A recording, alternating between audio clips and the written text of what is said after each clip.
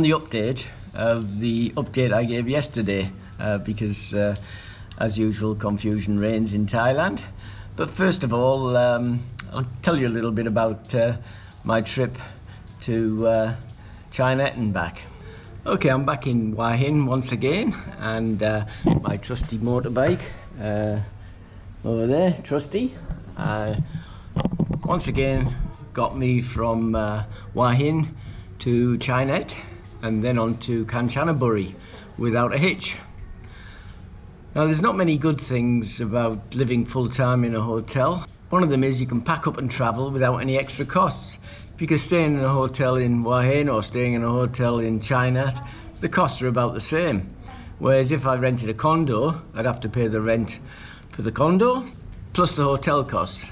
Anyway, it was a cheap round trip of about 12 hours or 780 kilometers, and the petrol costs were only 540 baht for petrol, and the accommodation and food costs while we were there for the 12 days was about the same as if I'd stayed in Hua Hin.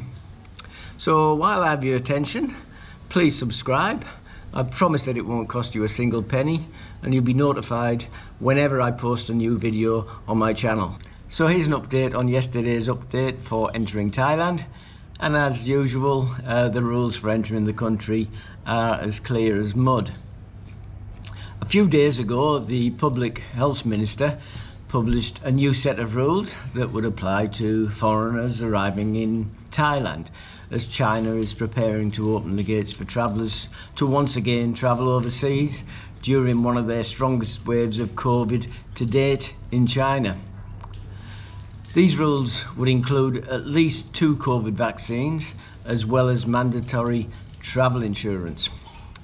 Well, today, not to be outdone, the Civil Aviation Authority of Thailand have decided to introduce that all international travellers must show proof of full vaccination before boarding a flight to Thailand, thus making it the airline's responsibility to enforce the new rule.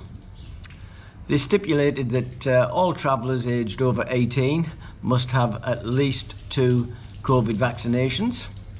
So I suppose it must be okay if you're under 18 to be able to come here with COVID and pass it around without any problems. But if you're over 18, you're not allowed to do that.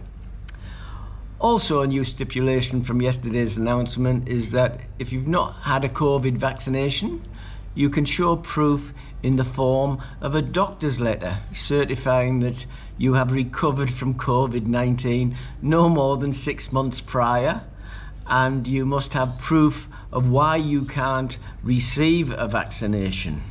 As I said, it's as clear as mud, and it'll leave the people who've already booked their flights scratching their heads wondering, what the hell does this all mean for them? And anyone who was planning on coming here are probably making plans to go elsewhere now.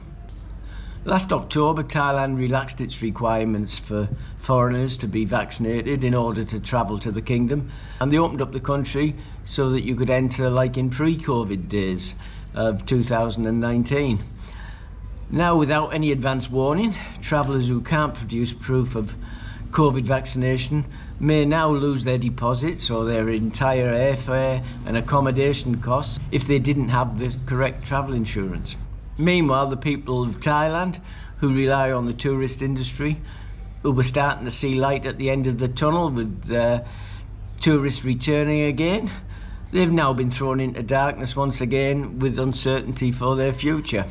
Apparently these rules start from today, but really the right hand doesn't know what the left hand is doing, and someone within the government needs to step up and make a firm decision on what the new rules are, or better still, just drop the whole thing and let people enter the country, like they said in October the 1st.